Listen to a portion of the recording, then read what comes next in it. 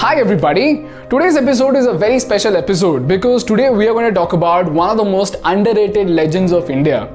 This is a story of a man who went from being an ordinary employee to becoming one of the biggest social entrepreneurs in India. And he has a net worth of $2.6 billion. This is a story of a man who's running a revolutionary experiment that can solve the unemployment crisis in India by turning the remotest villages of India into the tech hubs of the world. And after listening to this story, if you think I make sense, then please share this video with as many people as possible.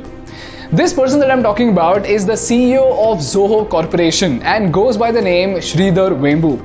Sridhar sir is a Princeton graduate who had the perfect job in the Silicon Valley startup Qualcomm, and that is when he realized that there are so many Indian engineers working at crucial positions at multiple billion-dollar companies all across the world. And yet, very few Indian companies were strong contenders in the software industry. So he decided to step into the ring with a vision to build a software company that can empower the youth of India. And that is how he started AdventNet, which then became Zoho Corporation.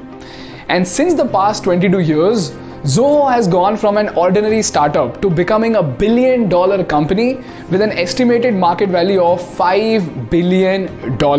But what's more astounding is not the growth of Zoho, but what Sridhar Vembu sir is doing with his company's massive influence. He decided to start a revolutionary experiment to solve the unemployment crisis in India. Now we all know that there is a huge gap between the teachings of the college and the requirements of the industry. And even after 4 years of engineering, millions of engineering students severely lack the skill to work in the industry. Now every politician and billionaire in this country knows about this, and many have even spoken about it. But very few have done something proactively to fix this problem. Which is why in 2004, the founders of Zoho started something called the Zoho University. And here's where they started to onboard and train students with skill sets and abilities at a very young age. Now what is unique about this system is that instead of asking for fees and donation from the students, Zoho pays the student a stipend of 10,000 rupees per month throughout the tenure of the 2-year course. And during this extensive training, students are taught mathematics, English, programming, and every other subject that is needed to turn an ordinary kid into an employable candidate. And after the course, they get recruited in Zoho itself with an amazing package regardless of their degree. And through this job, these students get the golden opportunity to uplift their family from all economic challenges forever. And guess what? These schools have been designed specially to empower the youngsters from the villages of India, where let alone employment, even education is considered to be a luxury.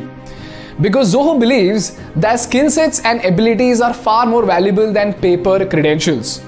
And one of the most incredible success stories of Zoho's system is this boy named Abdul Alim, who was an ordinary security guard working 12-hour shifts at Zoho. But one fine day, one of his seniors decided to tap into his potential and started training him. Fast forward to a few months later, today, this boy works as an engineer and takes up technical projects in the very same company wherein he was working as a security guard. And today, close to 10% of the entire workforce of Zoho consists of ordinary kids like Abdul Alim who became capable engineers after hailing from the remotest villages of the country. And not just that, today Zoho is experimenting these models in 10 villages in Tamil Nadu, wherein 200 of its engineers, 20 in each village, will collaborate and build a software for the world. And the leaders of Zoho are working very hard to extend its empowerment models to the villages of Kerala and Andhra Pradesh also. Now people, while most of us dream about having corner offices in the city of Manhattan, Vembu sir believes that village offices would be the future of work as village economies begin to prosper. Which is why, in spite of having his offices in 21 countries, including America, China and Australia, Sridhar sir stays in a small village named Madalamparai, which is about 650 kilometers away from Chennai. And he operates his $5 billion company from this small village itself. Now this is what you call practicing what you preach. Now the reason why Sridhar sir is a legend is because the model that he's building is a scalable model that can be replicated by several billion-dollar companies all across the country.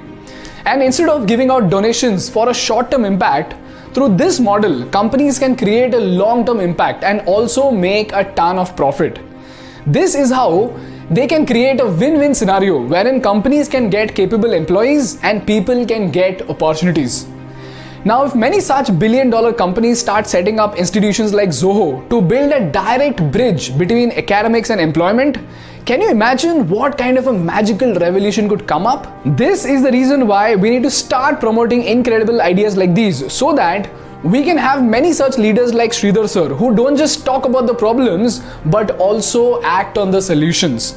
And this is what will make India a truly incredible country. If you agree with me, then help me spread this message and share this video with as many people as possible so that we can send out a very strong message out there that India doesn't need heroes. It just needs a handful of gutsy people who stop waiting for them. Thank you. Hey guys, if you love the video, please don't forget to hit the like button. It really means a lot because that's how the YouTube algorithm can boost this video. And for more such fascinating business case studies and political case studies, please subscribe to the channel. Thank you so much for watching. I'll see you next week. Bye bye.